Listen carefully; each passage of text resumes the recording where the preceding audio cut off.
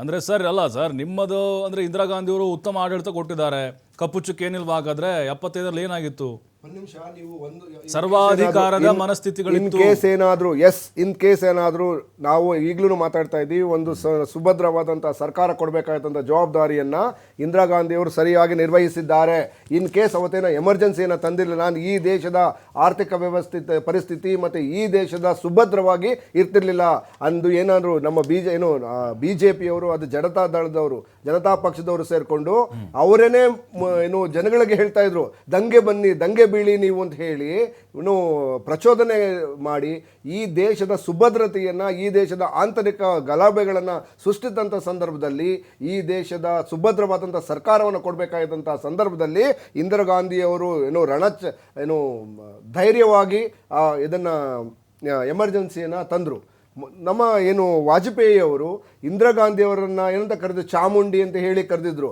ಅಂದ್ರೆ ಏನಂತ ಅರ್ಥ, ಒಂದು ದಿಟ್ಟ ನಿರ್ಧಾರವನ್ನು ತೆಗೆಳ್ತಕ್ಕಂಥ ಒಂದು ಶಕ್ತಿ, ಧೈರ್ಯ ಇದ್ದಂಥದ್ದು ನಮ್ಮ ಇಂದಿರಾ ಗಾಂಧಿಯವರು. ನಾವೇ ಪ್ರಶ್ನೆ ಮಾಡೋಣ ಇವತ್ತು, ಮಾನ್ಯ ನರೇಂದ್ರ ಮೋದಿ ಅವರು ಕಳೆದ 11 ವರ್ಷದಲ್ಲಿ ಅವರು ಮಾಡಿರ್ತಕ್ಕಂಥ ಸಾಧನೆಗಳೇನು? ಅವರು ನಮ್ಮ ಕೊರೋನಾದಲ್ಲಿ ಸರಿಸುಮಾರು 50 ಲಕ್ಷ ಜನರನ್ನು ಕೊಲೆ ಮಾಡಿದ್ದು ಅವರ ಸಾಧನೆ. ಏನು ಹೇಳಿದ್ರು ಅವರು? ಎಲ್ಲಾರ್ಗು 15 ಲಕ್ಷ ಆಗ್ತೀನಿ ಅಂದರು, 15 ಲಕ್ಷ ಬರಲಿಲ್ಲ. 2 ಕೋಟಿ ಉದ್ಯೋಗ, ಪ್ರತಿ ವರ್ಷ 2 ಕೋಟಿ ಉದ್ಯೋಗವನ್ನು ಸೃಷ್ಟಿ ಮಾಡ್ತೀನಿ ಅಂತ ಹೇಳಿದ್ರು, ಇನ್ನೂ ಕೂಡ ಬಂದಿಲ್ಲ, ಉದ್ಯೋಗ ಕಮ್ಮಿ ಆಗಿದೆ. ಮನೆಗೆ ಪ್ರತಿ ಗುಡಿಸಲು ಮುಕ್ತ ದೇಶವನ್ನು ಕಟ್ತೀನಿ ಅಂತ ಹೇಳಿದ್ರು, ಈಗಲೂ ಜನರು ಗುಡಿಸಲಲ್ಲೇ ಇದ್ದಾರೆ. ಬಡತನವನ್ನು ಕಮ್ಮಿ ಮಾಡ್ತೀವಿ ಅಂತ ಹೇಳಿದ್ರು, ರೈತರ ಆದಾಯನ ದ್ವಿಗುಣ ಮಾಡ್ತೀನಿ ಅಂತಂದರು. ಅಂದರೆ ಈ ಕೇವಲ ಅವರು ವಾಟ್ಸಪ್ ಯೂನಿವರ್ಸಿಟಿಯಿಂದ ಸುಳ್ಳನ್ನು ಹೇಳಿ, ಈ ಜುಮ್ಲಾ ಅಂತ ಏನು ಕರಿತೀವಿ, ಮಾನ್ಯ ನರೇಂದ್ರ ಮೋದಿ ಅವರು ಈ ದೇಶಕ್ಕೆ ಕೊಟ್ಟಿರ್ತಕ್ಕಂಥದ್ದು ಒಂದೇ ಏನು ಅಂತಂದರೆ ಸುಳ್ಳಿನ ಕಂತೆ ಮತ್ತು ಸುಳ್ಳಿನ ವಾಟ್ಸಪ್ ಯೂನಿವರ್ಸಿಟಿನ ಕೊಟ್ಟಿದ್ದಾರೆ. ಇವರು ಏನು ಮಾಡಿದ್ದಾರೆ? ಸೊ ಲಕ್ಷಾಂತರ ಜನ ಅಮಾಯಕ ಜನರನ್ನು ಕೊಲೆ ಮಾಡಿದ್ದಾರೆ. ಇದರಲ್ಲಿ ಮೊನ್ನೆ ಒಂದು ಹೊಸ ಸುಳ್ಳು ಬಿಟ್ಬಿಟ್ರೆ ಏನಂತ, India is 3rd largest economy ಅಂತ ಹೇಳಿದ್ರಿ. 3rd ಎಕನಾಮಿ ಯಾರು ಸ್ವಾಮಿ ಮಾಡಿರ್ತಕ್ಕಂಥದ್ದು? ಕೇವಲ ಬೆಲೆ ಏರಿಕೆ. ಸೊ 2014ರಲ್ಲಿ ದೇಶದ ಬಡ್ಜೆಟ್ ಎಷ್ಟಿತ್ತು, ಬೆಲೆ ಎಷ್ಟಿತ್ತು, ಅದರ 3ರಷ್ಟು ಬೆಲೆಯನ್ನು ಏರಿಸಿ ಆಟೋಮೆಟಿಕ್ ಆಗಿ ನಾವು ಈ ದೇಶದಲ್ಲಿ 3rd ಲಾರ್ಜೆಸ್ಟ್ ಅಂತ ಹೇಳಿ ಜುಮ್ಲವನ್ನು, ಸುಳ್ಳನ್ನು ಪ್ರಚಾರ ಮಾಡಿದ್ದನ್ನು ನರೇಂದ್ರ ಮೋದಿ ಅವರು ಮಾಡಿದ್ದಾರೆ. ಅವರ ನಿಜವಾಗ್ಲೂ ಏನಾದರೂ ಅವರು ಈ ದೇಶದ ಜನರಿಗೆ ಅನುಕೂಲ ಮಾಡೋದಾಗಿದ್ದರೆ, ಈ ದೇಶದ ಹಣವನ್ನು ಬ್ಲ್ಯಾಕ್ ಮನಿ, ಅವ್ರೇನು ಹೇಳಿದ್ರು, ಈ ದೇಶದ ಬ್ಲ್ಯಾಕ್ ಮನಿ ತಂದರೆ ಎಲ್ಲ ರಸ್ತೆಗಳು ಗೋಲ್ಡನ್ ರಸ್ತೆಗಳು ಮಾಡ್ಬೋದು, ಚಿನ್ನದ ರಸ್ತೆ ಮಾಡ್ಬೋದು ಅಂತಂದ್ರು. ರಸ್ತೆನ ಹಾಳಾಗೋಗ್ಲಿ ಸ್ವಾಮಿ. ಹಿಂದಿನ BJP ಸರ್ಕಾರದಲ್ಲಿ ಬೆಂಗಳೂರಲ್ಲಿ ಅಮಾಯಕರಿಗೆ ಗುಂಡಿನ ಟಾರಲ್ಲಿ 7,000 ಕೋಟಿ ಖರ್ಚು ಮಾಡಿದ್ರು ಗುಂಡಿನ ಮುಚ್ಚಲಾರ್ದೆ ಅಮಾಯಕ 37 ಜನರನ್ನ ಗುಂಡಿಗೆ ಬಿದ್ದು ಸಾಯಿಸಿದ್ರು. ಓಕೆ, ಕಾನೂನು ಸುವ್ಯವಸ್ಥೆಯನ್ನು ಸರಿಯಾಗಿ ಕಾಪಾಡದೆ ಕರಾವಳಿ ತೀರದಲ್ಲಿ ರಕ್ತದ ಕೋಟಿ ಅರಿತಾ ಇತ್ತು. ಸೊ ಇಷ್ಟೆಲ್ಲ ನಡೆದ್ರು ಈಗಲೂ ನಾನು 11 ವರ್ಷ ಅಧಿಕಾರದಲ್ಲಿ ಇರ್ಬೋದು, ಆದರೆ ಕೆಲವೇ ನಾಯಕರು ಮಾತ್ರ ಅವರು ಅಧಿಕಾರ ಮಾಡಿರ್ತಕ್ಕಂಥದ್ದನ್ನ ಈಗಲೂ ಜ್ಞಾಪಿಸ್ಕೊಳ್ತಾರೆ. ಈಗಲೂ ಅದನ್ನ ಒಂದು ಜನಗಳ ಬದುಕಿನಲ್ಲಿ ಬದಲಾವಣೆಗಳನ್ನ ಮಾಡೋದು ಕೆಲವು ನಾಯಕರು. ಅಂದ್ರೆ ನಿಮ್ ಪ್ರಕಾರ ಅಂದ್ರೆ ಸಾಧನೆ ಅಂತ ಹೇಳ್ತಾ ಇದೀರಿ ಸರ್? ಹೇಳಿ, ಜನ್ಧನ್ ಅಂತ ಹೇಳ್ತಾ ಇದ್ದಾರೆ, ಏನಿದ್ದಾರೆ ಆಯುಷ್ಮಾನ್ ಭಾರತ್ ಅಂತ ಹೇಳ್ತಾ ಇದ್ದಾರೆ. ಅಂದ್ರೆ ಹಿಂದಿನ ಸರ್ಕಾರದಲ್ಲಿ ಇದ್ದಿದೆ ತಾನೆ, ಹಿಂದಿನ ಅದು ಆಯುಷ್ಮಾನ್ ಭಾರತ್ ಇವೆಲ್ಲ ಇವ್ರು ಮಾಡಿದ್ದಲ್ಲ. ಹಿಂದಿನ ಸರ್ಕಾರ ಮನಮೋಹನ್ ಸಿಂಗ್ ಅವರ ಅವಧಿಯಲ್ಲಿ ತಂದಂತ ಹಲವಾರು ಯೋಜನೆಗಳನ್ನ ಕೇವಲ ನೇಮ್ ಚೇಂಜ್ ಮಾಡಿ ಅದನ್ನ ಹೊಸ ಯೋಜನೆಗಳನ್ನ ಅಂತ ಬಿಂಬಿಸುವಂತ ಪ್ರಯತ್ನ ಮಾಡಿದ್ದಾರೆ. ಅವೆಲ್ಲ it's a cut and paste, copy and paste ಮಾಡಿರ್ತಕ್ಕಂಥದ್ದು. ಈ ಸರ್ಕಾರ it's not a game change, it is just a name change ಸರ್ಕಾರ.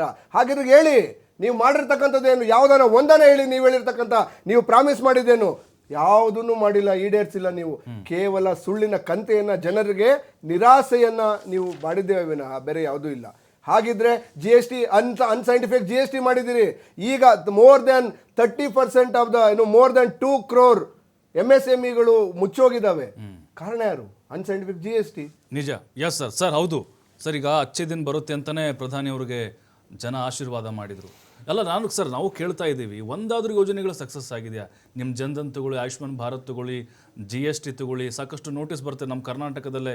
ಅದರ ಜೊತೆಗೆ ನೋಟ್ ಬ್ಯಾನ್ ಅಂತ, ಕಪ್ಪು ಹಣ ವಾಪಸ್ ತರ್ತೀವಿ ಅಂತ ಹೇಳಿದ್ರಿ, ಭಯೋತ್ಪಾದನೆ ನಿಗ್ರಹ ಮಾಡ್ತೀವಿ ಅಂತ ಹೇಳಿದ್ರಿ. ಏನು, ಯಾಕೆ ಅಂತ ಸ್ಪಷ್ಟತೆ ಇಲ್ವಲ್ಲ ಸರ್?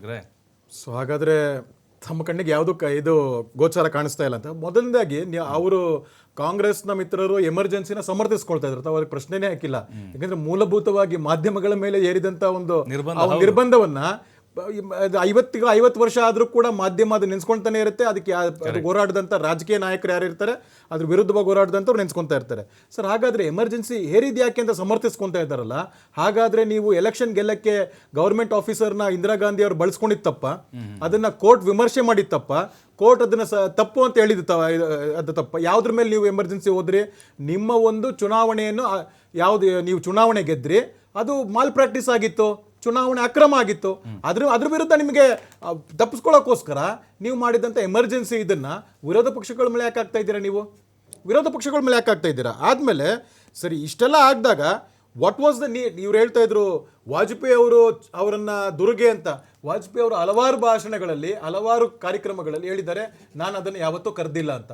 ಸೊ ಅದನ್ನ ಕಾಂಗ್ರೆಸ್ನವ್ರು ದಯವಿಟ್ಟು ಕೋಟ್ ಮಾಡಬೇಡಿ, ಅವ್ರನ್ನ ಯಾವತ್ತೂ ದುರ್ಗೆ ಅಂತ ಕರೆದಿಲ್ಲ ಅನ್ನೋದನ್ನ.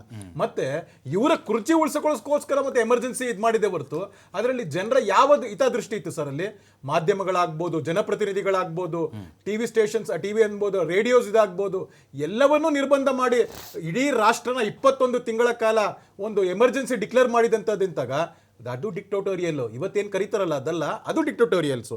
ಮತ್ತೆ ಅವ್ರು ಹೇಳ್ತಾ ಇರೋವಂಥದ್ದು ಏನಂತಂದ್ರೆ, ಈ ಗರೀಬಿ ಹಟಾವೋ ಅನ್ನೋದು ಯಾವ ಕಾಲದ ಸರ್ ಅದು ಘೋಷಣೆ? ಅದು ಗರೀಬಿ ಹಟಾವೋ ಅನ್ನೋದು ಯಾವ ಕಾಲದ ಘೋಷಣೆ ಆಯ್ತಾ? ಗರೀಬಿ ಹಟಾವೋ ಆಯ್ತಾ? ಅಲ್ಲಿ ಏನ್ ಮಾಡಿದ್ರು ಅದನ್ನ? ಅದಕ್ಕೆ ಉತ್ತರ ಕೊಡಬೇಕಾಗತ್ತೆ.